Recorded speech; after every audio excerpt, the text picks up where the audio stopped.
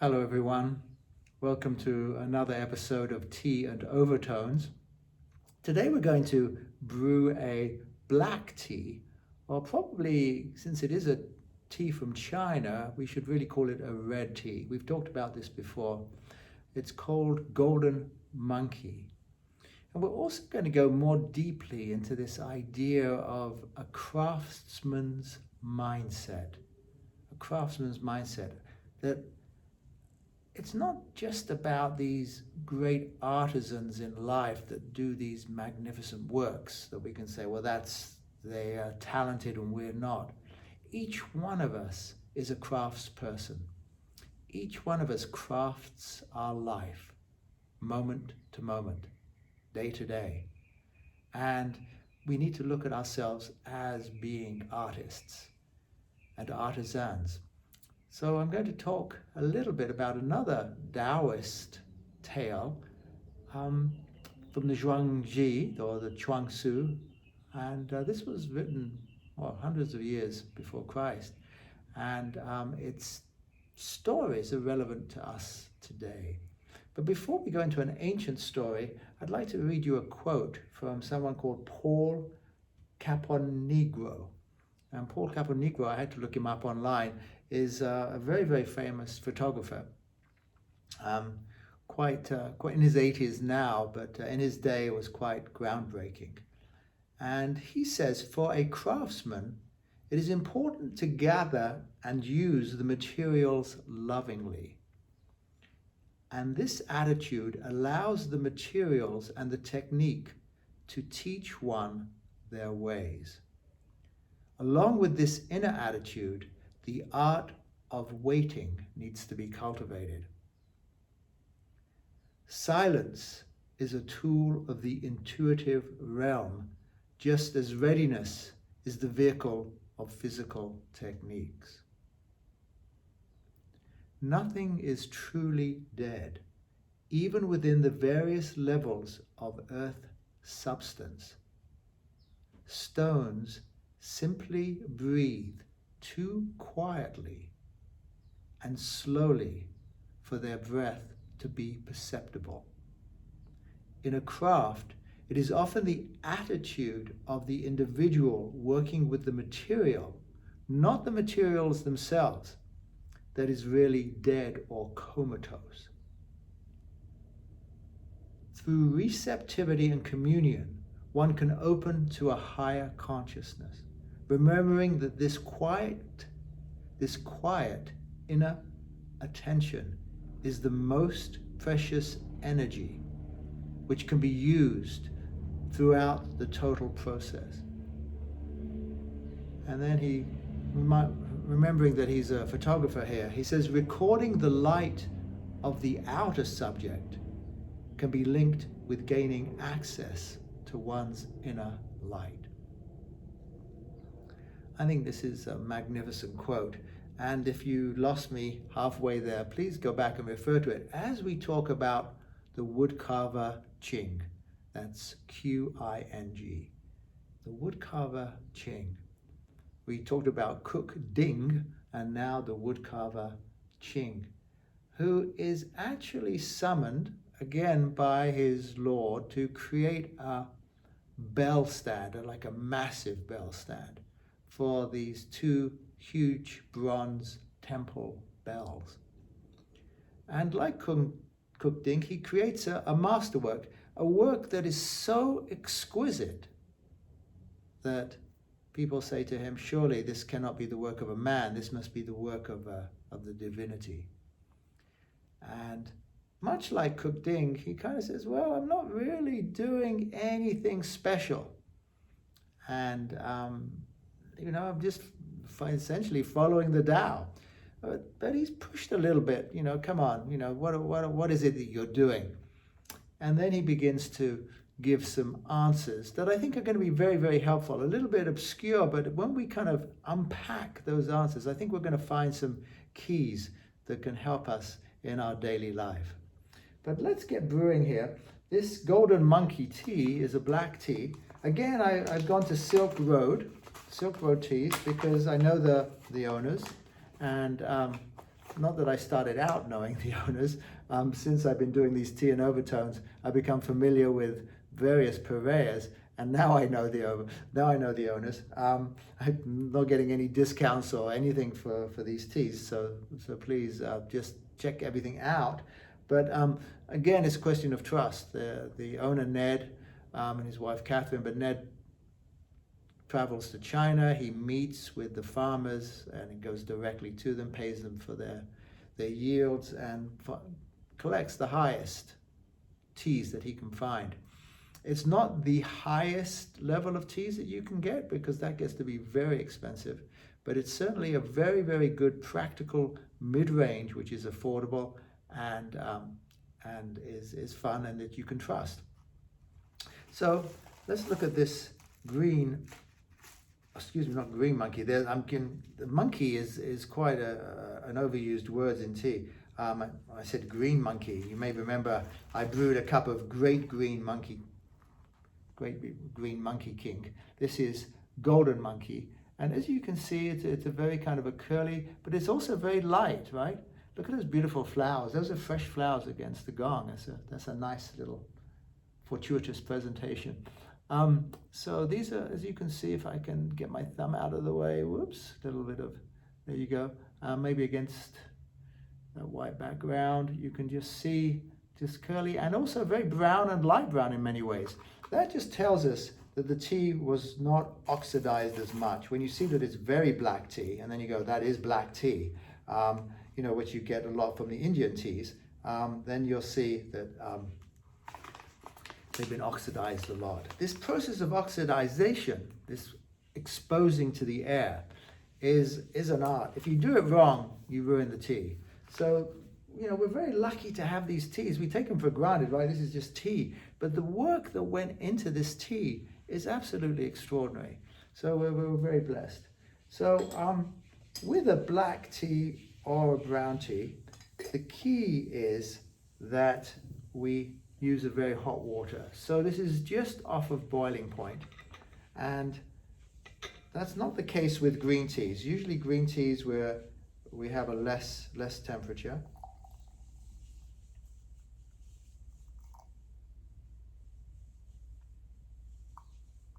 We'll let that brew possibly for 2 minutes, 3 minutes. Now, with a green tea, you can ruin the tea by steeping too long. It gets to be bitter or burned or, all of those things. With a black tea, they're a little bit more forgiving. So all that you really are doing is gauging the strength of the tea. In other words, the longer you steep, the stronger it'll be. But it doesn't get, doesn't go off, so to speak, as with green teas, which you can actually ruin. So it's really a question of what strength do you like? Now, having said that, I'm getting to be more of a fan of red teas. I like calling them red teas really more than black teas, because it's like everything else. It has nuance, once you get into it, they all taste the same at first, that's another tea, but as you get to learn a little bit more, and in regard to that, I'm going to start as a kind of a fundraiser, really, a tea tasting group. Maybe there'll be 10 of us, and I'll be sending you samples of teas, and then we can taste them together and really kind of explore the teas in a bit more depth. I'm a little bit out on my own here because although hopefully you're having tea with me, you'll be having perhaps a different tea. But this would be an opportunity. I'd send you the teas. And also chocolate as well. Chocolate has a similar dimension with many, many flavors and many, many aspects that we can explore together. Anyway, if that interests you, please send me an email and I'll put you on at the head of the list. In terms of, I want to keep it small and intimate, and just so that we can talk tea, we can talk chocolate, we can talk philosophy, and we can meditate together. Just simple meditations that are in harmony with that. So with this then, we're going to pour this into a holding container. And this is something that is very, very important. We'll get more into that kind of thing as we do the tea tasting, but this is something you can do at home. This is a container here, and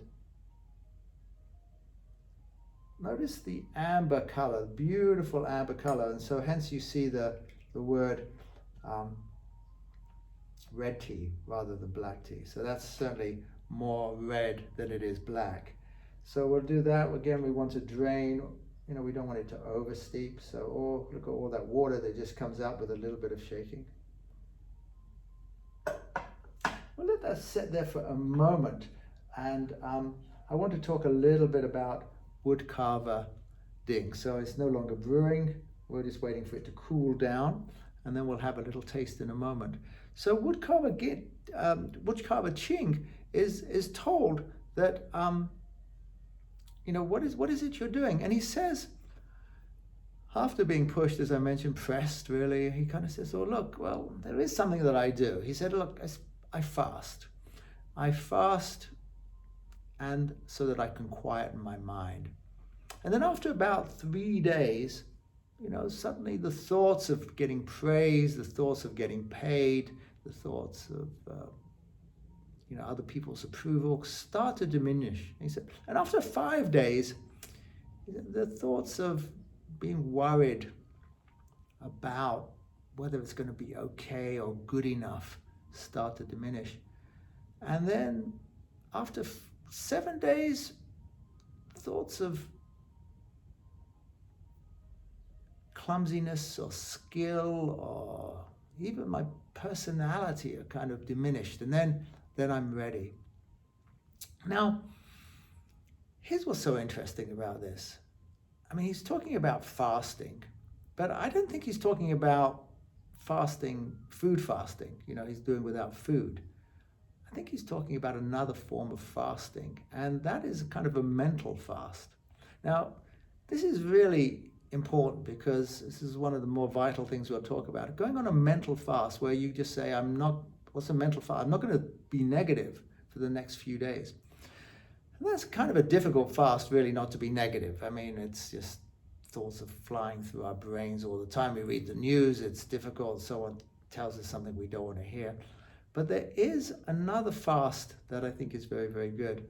And that is fasting from complaining. Now, a few years ago, I think about 2014 or so, there was a complaint-free world. There's an organization called a complaint-free world. And basically, there was a challenge. They gave people like those kind of bracelets, those plastic bracelets or rubber bracelets that used to be all the rage, and purple bracelets. And basically, people would wear it for 21 days. And in that 21 days, if they made a complaint, they would take the bracelet and put it onto their other wrist. And the idea was not to move that bracelets in the 21 days, a complaint-free world. And before we go into more detail about that, let's just take this. Now, you'll notice I have these tiny teacups. We've talked about this a little bit. This is called a gong fu set. And this is a way of the Chinese like to have their tea. They brew it, well, I'm brewing it in a teapot, but we brew it in a gaiwan. Gaiwan is a cup, really. But we're doing it this way, and then we put it in a holding cup, and then these little things here, I'll do this so you can see the tea.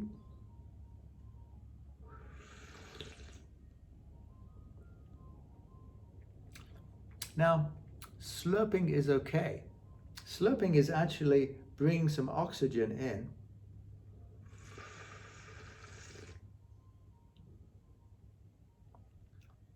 I'm also cooling it as I'm doing that. And here I have this lovely aroma. Always the aroma is important. And also this dimension to the tea, which I never used to be able to taste, quite frankly, before I started doing these tea and overtones. It was just like, okay, give me a cup of tea. But now it's just like, no, this is a moment to pause. I mean, this is a philosophy. And this is a philosophy I'm beginning to live, by the way. Not that I started out that way.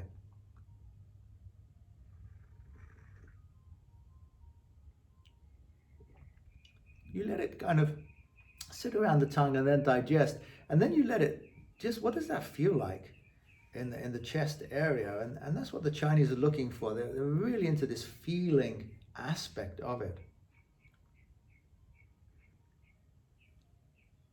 There's also something called the echo. It's like, it's not just like drinking, it's like letting it go down.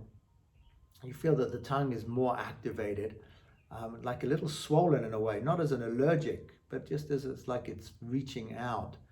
And then this echo, these other tones that emerge from the flavor, which of course is very, very important, the aftertaste. I mean, you know this from even the food. You want the aftertaste to be sweet.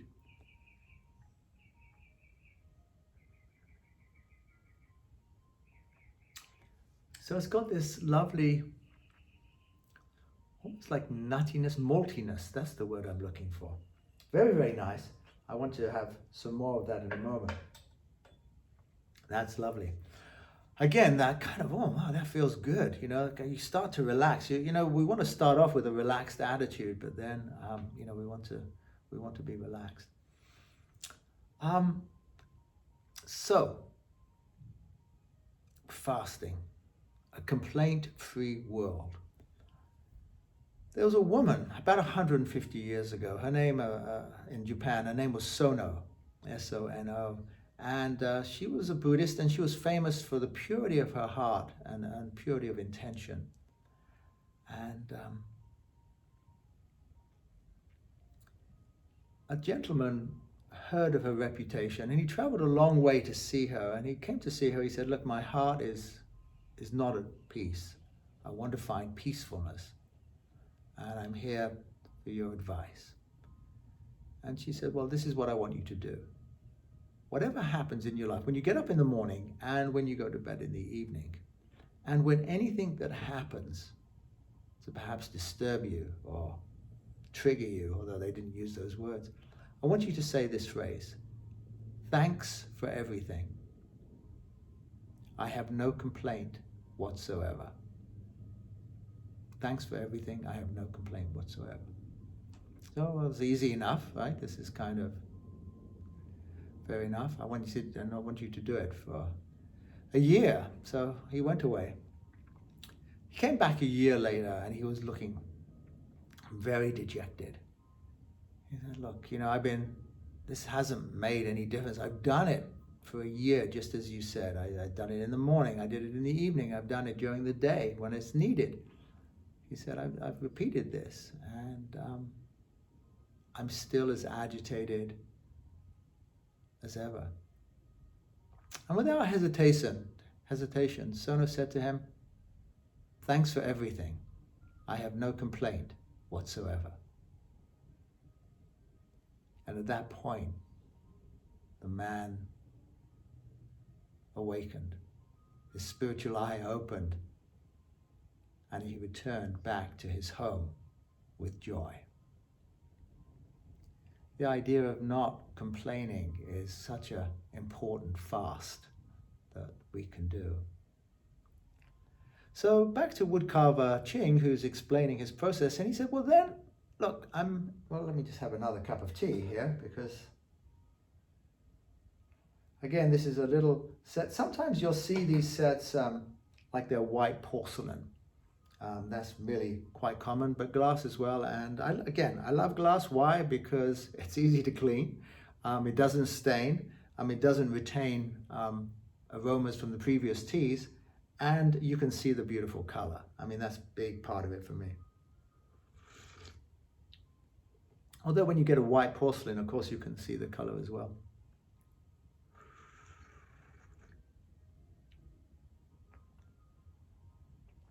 Again, it's just taking that time to allow it to kind of settle in. When we taste chocolate, it'll be a very similar process, not just like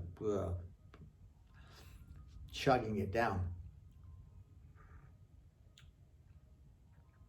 Really lovely. I mean, never used to appreciate black tea before, red tea before. So woodcarver Ching, he's ready.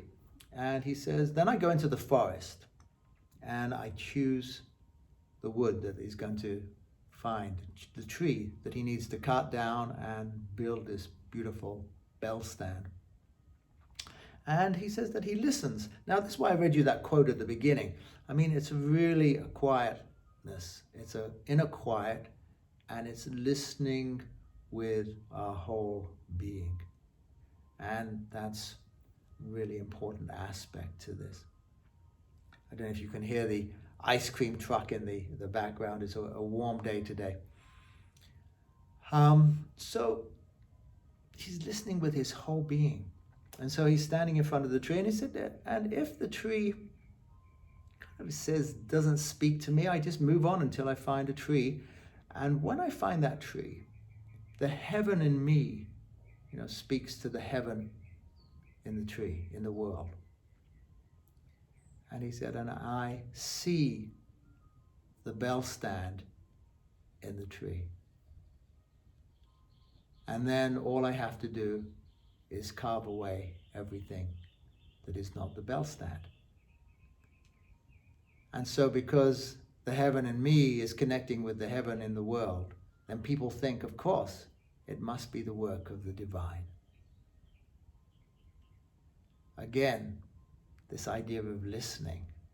But of course, I know what you're thinking. You're thinking, this sounds exactly like Michelangelo, the Michelangelo story anyway, which I kind of suspect, since it was hundreds of years later, they got from this story, which is, how did Michelangelo get to carve the David? How it was such a beautiful, perfect piece.